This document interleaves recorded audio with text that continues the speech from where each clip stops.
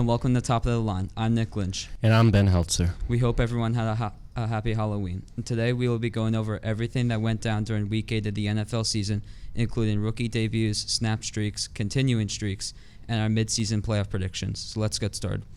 So Ben, Will Levis, 4 touchdown passes in his rookie debut for the Titans. So what do you think of that game? Yeah, it was a great showing for him. I mean, he was put in a position where he had to step up, and he really delivered, especially with a guy like Tannehill, who he sat behind for a few weeks already, who he's probably going to take the starting job from. I don't know what's going to happen with Tannehill, but it was definitely a great showing for Levis, and I'm happy that he's got his chance and he capitalized on it. I agree. 4 touchdown passes, 3 of them were to DeAndre Hopkins. In 6 games started for Ryan Tannehill, he's thrown 2 touchdown passes, and Will Levis only in 1 game threw 4 touchdown passes. But that's pretty incredible. Yeah, it was a great showing for Levis and a great bounce-back game for D-Hop, and that's a connection that I'm excited to see more of within the next few weeks. So you think this kind of changes things for the Tennessee Titans now in order to maybe get a playoff spot in the AFC? I mean, maybe, especially with the division they're in. I mean, the Jags are great, but that 7 seed is up for grabs for basically anyone. And I think that with Will Levis at the helm now, I think they can definitely make a push for it. I agree. So next we're going to be talking about the Denver Broncos snapping their 16-game losing streak against the Kansas City Chiefs. With Patrick Mahomes was actually on the injury report for the Chiefs with the flu or flu-like symptoms. But, the Chiefs, they just struggled. Yeah, and I think it had to do with the fact that, one, Taylor Swift wasn't there, but also it had to do with the fact where, Mahomes, as you said, was kind of sick going into the game, and they were just off of a 6-game win streak. So, that luck had to run out at some point, and they just gassed out. They didn't have anything left. And I think they'll definitely bounce back and still be one of the best teams in the league, but as of right now, it was a bad loss for them. Well, I mean, every streak has to come to an end, except if your name is Christian McCaffrey, who has 17 straight games with a rushing touchdown. So speaking of Christian McCaffrey, actually, the 49ers actually lose to the Bengals, their 3rd straight loss after starting the season 5-0. Yeah, and it was a bad loss for them. Obviously, 3 losses in a row, nobody wants that, and I think they've moved down the division. Now Seattle leads it, and although the Niners have not looked great recently, McCaffrey has looked as good as ever. His streak is still going strong. He has a chance to break the record next week with 18 straight games with a touchdown, and I think he'll do it, and I'm excited to see what the Niners can do moving forward, especially with Chase Young now on the team.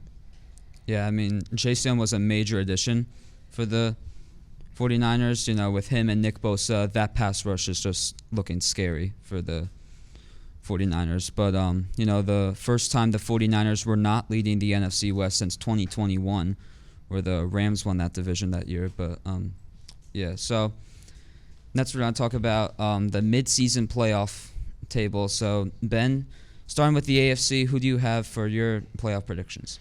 In the AFC, I have the Chiefs getting the 1 seed, and even though they just came off of a bad loss, I'm sure they'll bounce back and just dominate the rest of the season. And then at the 2, I have Baltimore.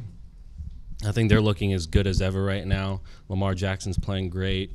Mark Andrews, he's amazing. I think Baltimore will do great and get the 2 seed.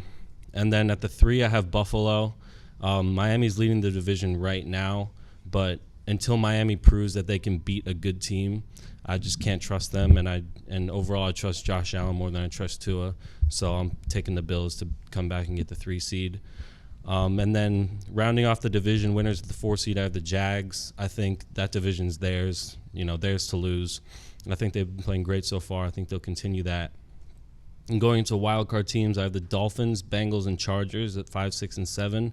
I think the Dolphins are basically a lock for the playoffs. If they don't win the division, I'm sure they'll get the 5 seed. The Bengals are on a comeback right now, and if they could easily win that division, but I don't think they will. And then that 7th seed is tough, but I'm going to go with the Chargers just because of the sheer talent they have on offense. Yeah, I agree. So for my AFC predictions, I'm going with your idea with Kansas City as the 1 seed. Like the Taylor Swift effect, I think will come into play. Very good for Kansas City to help them get that 1 seed in the AFC. But the 2nd seed, I'm going to take the Miami Dolphins to win the AFC East. But they're the fastest team in the NFL by speed with Tyreek Hill, Jalen Waddle, and other young receivers they have. I like the coach, Mike McDaniel. I think since he got to Miami, he's been coaching the team very well. The defense, too, they have Jalen Ramsey coming back from injury. But the Dolphins, that can definitely help them win the division. And then at 3 with the Baltimore Ravens, they look unstoppable right now with Lamar Jackson's new contract. But, yeah, depending on how the rest of the season goes, I think the division is theirs for Baltimore. And then for the Jacksonville Jaguars, I think they could win the South very easily. That's not a very competitive division. Which Jacksonville, they're going to win it for the 2nd year in a row. And then for the wild cards, I have Buffalo, Chargers, and the Bengals. The Bills, I just think that they're not going to win the division. That the Bills, Josh Allen, he just throws too many interceptions. And that, when you throw too many interceptions, you lose games. And that means you lose the division. The Chargers, they're one of the better 2nd spots in the AFC, so I think they're going to get at 6. And then the Cincinnati Bengals, it's going to be tight for the Bengals, maybe a Week 18 decider for the Bengals, but they are just going to slip into that 7th spot, I think. Yeah, and moving over to the NFC now, I think the Eagles are basically a lock for the 1 seed with how the Niners are playing right now. I do think the Niners will come back to win the division and get the 2 seed. Even with Seattle's success, I think the Niners will get there. Those are pretty obvious. Now the 3 seed winning the AFC or the NFC North, I have the Lions, which again is pretty obvious one, especially with Kirk Cousins going down and the Bears and Packers being not great right now. I think the Lions will dominate that division and get the 3 seed. And then winning the NFC South, I actually have New Orleans getting the 4 seed. I think that Alvin Kamara, he's looked good these past few weeks. If Derek Carr can get it together, I think him, Chris Olave, Michael Thomas, I think that offense has the potential to win the division. Same with the defense, they can hold tough. And then for the wild cards, I have obviously Dallas at 5. I think just like Miami, I think they're basically a lock for the playoffs. And if they don't win the division, they'll definitely get the 5 seed. Seattle 6, Geno Smith, Kenneth Walker, not Michael Thomas, Tyler Lockett. It's just a great offense all around. And then in the 7 seed, this was tough, but I'm going to go with LA with Cooper Kupp coming back, Puka Nacua. That wide receiver room is going to be deadly. Matt Stafford has a lot of weapons. I think they'll sneak into the 7 seed. For my NFC predictions, I have Philadelphia, obviously, number 1 winning the NFC East. The Eagles with the tush-push play, and now you have the fake tush-push play for the Eagles. 2nd seed, I'm going to take the Detroit Lions. I think they're definitely a Super Bowl candidate for the NFC. Maybe even to win the Super Bowl for the Lions, that would be great for the city of Detroit. I'm going to take a new NFC West winner at the 3 seed, which is going to be the Seattle Seahawks. The Seahawks, I think they just have that vibe or energy right now on that team that the 49ers can't have. And I think that will help the Seahawks win the division and get to the playoffs. And then the Tampa Bay Buccaneers, they're going to win the NFC South for the 4th year in a row. 3rd year in a row. But the Buccaneers, we know that division isn't very competitive anymore with Tom Brady being out at quarterback. But, I love the Buccaneers defense. They might be one of the best in football. And yeah. And then for the wild card spots, I'm going to take the Dallas Cowboys, which are the best second-place team in football right now. The San Francisco 49ers, I'm going to put at 6. I mean, Brock Purdy is just not looking like his Brock Purdy self from last season anymore. And, yeah, he's just struggling. And I think the 49ers, as an offense, are going to struggle, but their defense is going to do pretty good. And then I'm going to take the Atlanta Falcons back into the postseason since 2017. With Atlanta's schedule, they got through the hard teams already, but now they have an easier schedule moving forward. And, yeah, that's going to help them get into a postseason spot. All right, well, that's all we have for today, but don't go anywhere because when we come back, Matt and Noah will talk about what happened in college football this past weekend, so stay right here. Welcome back to Polifonte's predictions on Top of the Line. This week, we will be talking about Week 9 of college football. Let's get started. Let's start with our highlighted game from last week. We had a beatdown in Utah. Dan Lenning's team delivered a statement win on the road and the Oregon looks like a top 4 team in the country. My takeaway from this game is that Oregon defense looks legit. What were your thoughts, Noah? So, as I said last week, I knew Oregon was going to give them a beatdown, and they did. I mean, Utah is a good team, but when you have a team like Oregon that's so bitter from that loss against Washington, you know they're just going to come out firing every single drive. That's exactly what they did. And their defense looked extremely locked down as well, so that was quite a statement win from Oregon there. Elsewhere, Oklahoma's perfect season has come to an end. A thrower in Kansas sees their undefeated season go out of the window. Georgia takes care of rival Florida, and it seems like Kirby Smart's group will never lose. What was your takeaway, Noah? So Georgia, I don't think they'll ever lose another game unless their defense gets worse, which I don't know if that'll ever happen because of the recruits they'll get. But, yeah, Georgia has always been such a stellar group, and they keep continuing to show that. Also, for the Oklahoma game, it was just what a game by Kansas. I mean, executed on all three sides of the ball, special teams, offense, defense, executed everyone. Were able to take down a top team in the country. Also, they took down the field goal post, so that was quite a statement. One second. Looking ahead to next week, we have one of the biggest rivalries in college football. Not many better games in sports than LSU Alabama. Give me Alabama at home in statement win. Who do you got, Noah? So, I feel like both teams have kind of been lackluster this year to what their expectations were. But I feel like right now at the top of the Heisman race, I think it's Michael Penix Jr. of Washington. But I think this is the week that Jaden McDaniels proves truly that he is in that race, and he has a stellar game, and LSU gets the upset on the road in that game. Well, we'll see. Join us next week and find out how this huge matchup played out. But don't go anywhere, because when we come back, Noah and Rocco will be talking all about wrestling on Top of the Line. Hello, and welcome to this wrestling segment of Top of the Line. My name is Noah Mueller. My name's Rocco Coppola. And today we'll be discussing all things wrestling that occurred this past week. So without further ado, let's get ready to rumble. So Rocco, on AEW Collision this past Saturday, we got the greatest match Collision has ever had with Kenny Omega defending his streak against the champion MJF in a singles match for the AEW World Championship in what is probably one of Kenny Omega and MJF's best matches in their singles careers. Rocco, what did you think of this match? I mean, yeah, it's easily the best much in Collision history. AEW's really been needing a 5-star type of match, and they really got it with this match. I think, my problem with this match, and only problem, is Kenny Omega missing that wide open, he was, in case you didn't see, MJF did a flip. I forgot what it's called, but he flipped himself out of the ring. He was on the ropes, and then he flipped himself over. And Kenny Omega didn't catch him. And MJF nearly hit his head.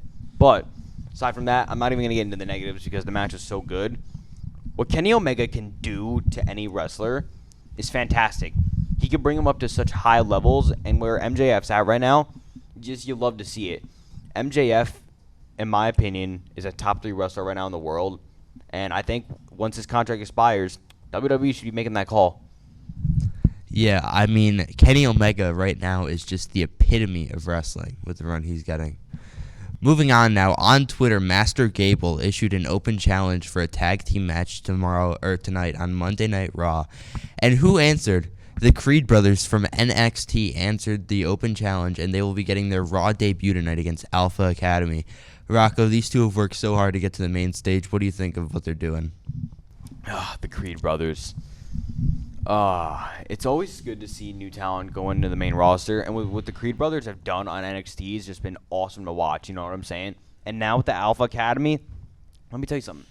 The Alpha Academy has really elevated themselves to a top tier faction, and what the Alpha Academy can do, teach another few factions or tag teams how to really become a main event star. But Chad Gable, Otis, Maxine Dupree, they've really built themselves as a good faction. And I love what they're doing. The booking is funny, and it's awesome. And I'm really excited to see what the Creed brothers are going to do because I think they're set up for a lot of success on the main roster. You know, Rocco, I'm really disappointed that you didn't mention Akira Tozawa when you talked about Alpha Academy. Who cares about Akira Tozawa? Everyone cares about Akira Tozawa. Stop that. Next up, we got this past Friday night on SmackDown. We had LA Knight beating Jimmy Uso, I think, right? Yeah, it was Jimmy Uso. Yeah. And he has all the momentum going into Crown Jewel. I mean, this guy was the first person to ever interrupt Roman Reigns' entrance, mid-entrance, while he's raising up the title, and then take the head of the table at the contract signing. I mean, this is just some main event player type things from LA Knight we're getting right now. What do you think of what their build-up is for this? Oh, God. With each passing week, I just love LA Knight even more and more and more. He's really... I can't stress this enough. Every time I say this while we're on air. LA Knight is a main event guy. We know this now, and he's awesome. I don't care if you compare him to Stone Cold or The Rock. I don't see it, but I get where you're going with it if you do. He's something new, and God forbid any pro wrestler nowadays has charisma because, there's such a knockoff copy of this insert name of wrestler. I don't care about that. LA Knight is a great wrestler. Good in the ring, great on the mic, awesome charisma, and he basically going up to Roman saying, "You ain't the tribal chief no more. This is my show. You on the couch for 2 months? I run this. This is mine. This is my show. This is my camera." That's what LA Knight's telling Roman Reigns. Which camera specifically is LA Knight's? It could be any camera. It's true. So, some of probably our most boring news of the week, we had the EST Bianca Belair return on SmackDown. Her gig as the EST is still as boring as ever. It just doesn't get me going, you know? What do you think of her return? Listen, I think everybody knows Bianca Belair is really good in the ring. That's an understatement to say the least because she's good in the ring. And, it's hard to hate her. She doesn't really have many haters, but, people can definitely get bored of her gimmick. I, for one, have never had a problem with the EST gimmick, but I think it's time for a change. I think she should join the Street Profits and Bobby Lashley. What they're doing right now, making the Hurt Business 2.0, I love that. I love where it's going. Gonna miss the Street Profits old theme song, but Bianca, she's been a babyface for about 4 years now. She needs a heel turn, and I think a heel turn would really benefit her down the line, and it would give her a new side of a character that we haven't seen since NXT. You know, they said a while ago that we were going to get a new member into this group with the Street Profits and Bobby Lashley. Who's it going to be, Nia Jax? No, I think at Crown Jewel, I think with her match versus Io Sky being announced, I think this is where we finally get the Bianca heel turn we've all been deserving of. I mean, we need it. Bianca needs it. She needs a change for once. Yeah, definitely.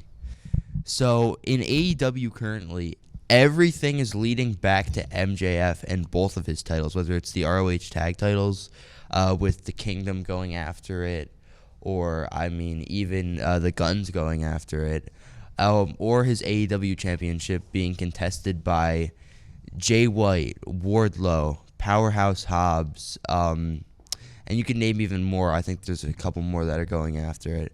Rocco, this is good storytelling from AEW. This is the first we've seen of it in a while.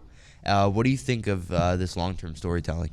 Everybody wants to target MJF, and I hope for his sake that he does lose the title, that way he can come to WWE selfishly enough as a fan. But as a fan of professional wrestling, it's awesome. Everybody's trying to gun for MJF. They're trying to take his titles. They're trying to dethrone the devil, who I don't know if you could really consider him a devil at this point because I think it's obvious he's a babyface now. But anyways, MJF has set himself as the guy in AEW.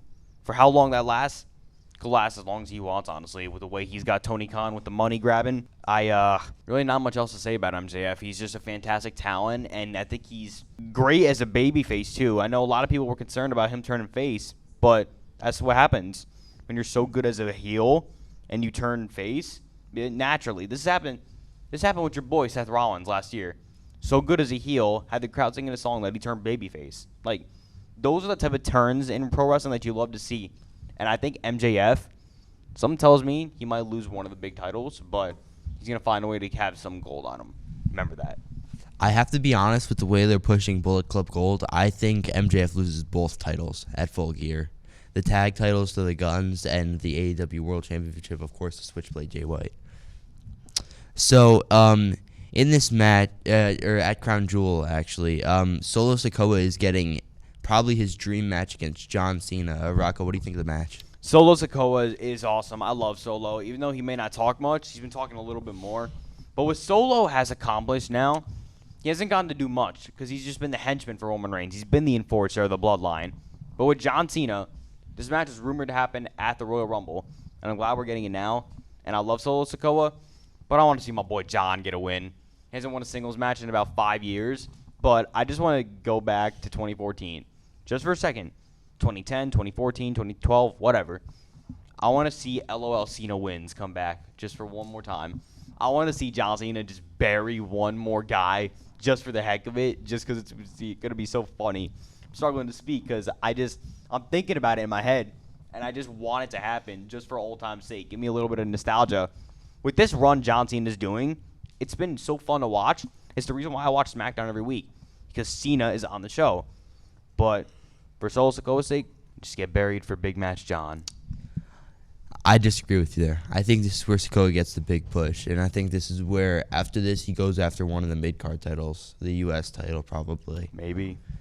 And I feel like if LA Knight doesn't beat Roman at Crown Jewel, I feel like he's going to get the U.S. title, and then it's going to be him versus Sikoa at WrestleMania. That's about all we have for you today on wrestling, but don't leave just yet, as next Andrew and Marco will be going over the Premier League on Top of the Line. Hello, I'm Marco Baldino, And I'm Andrew Mirzaaghasi. and we'll be covering this week's games of the Premier League. So we're in week 10, and the first game that we're going to tear apart is Chelsea versus Brentford. I want to release all my anger right now because of how frustrated I am at Chelsea for this game right here. Yeah, the game, to me, when I watched it, I thought Chelsea would have won, and I even did more research that apparently Google gave like a 57 probability of them winning, and more of a probability of them tying as well, and a less chance for Brentford to win. And I'm so shocked that around, I think, the 57th minute, they scored a header in the goal and giving them 0-1. Yeah, I feel like we have trouble beating Brentford for some reason. I don't understand because last week against Arsenal we played amazing, and now up against Brentford we just look like like how we played in the beginning of the season. Terrible.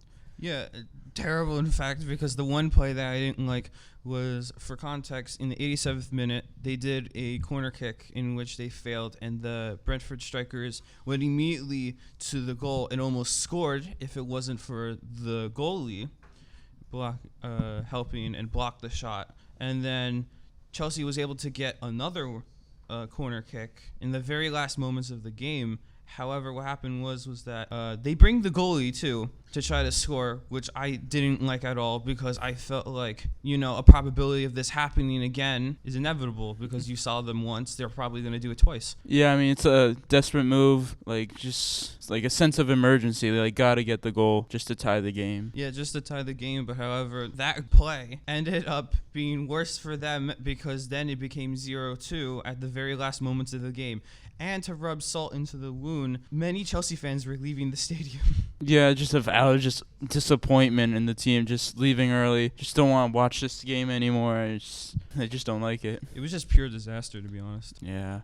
So we would have Man City versus Man United. 3-0 for Man City. I'm very proud that they're now starting another win streak. Yeah, in the Manchester Derby, Man City come out with this one. It was just Man City all game, basically. I mean, Man United had their chances, but Man City had a plan, and Man United were not ready for. So many times, so many chances, Man City had chances, and they could have scored even more. Yeah, That's you how many have chances they had. the incredible penalty shot made by Haaland. Then you have the amazing header by him as well. And then you have Fonden also giving it another score, which made it 3-0. So I'm very happy that they won that game. Yeah, I mean, you can see in this game right here. I'm sorry, United fans, but Manchester's blue. That's how it's going to Yep. be for a while. Mm-hmm. Now we have Arsenal versus Sheffield United, with Arsenal completely destroying them 5-0, which is incredible, and it is the most goals scored within this week. Yeah, I mean, Arsenal maybe getting back on track now and just dominating the Sheffield against Sheffield. It's just Sheffield had no chance. Yeah, they had no chance at all. I'm sorry to say that to any fans out there. They had no chance with this. So we have Tottenham versus Crystal Palace. It is a 2-1 with a Tottenham victory. Yeah, I mean, I saw like the ending live. Crystal Palace almost came really close to scoring a second one to tie that game, like in the last minute of the game. So a bit scary for Tottenham, but they came away with this game. Yeah, especially with the own goal that happened in this game with Joel Ward. I felt like he cost the game a little bit, but it was still a little bit too early, so we still didn't know the result from that. Now we go on to Liverpool versus Nottingham Forest. 3-0 to Liverpool. Nottingham Forest defense barely tried, and Liverpool offense was on point today. Yeah, they On were point that on game. point with Liverpool.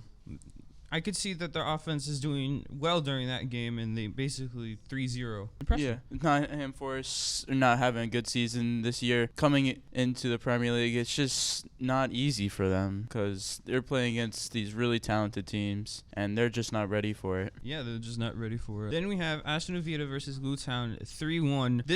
This game had 2 own goals, surprisingly.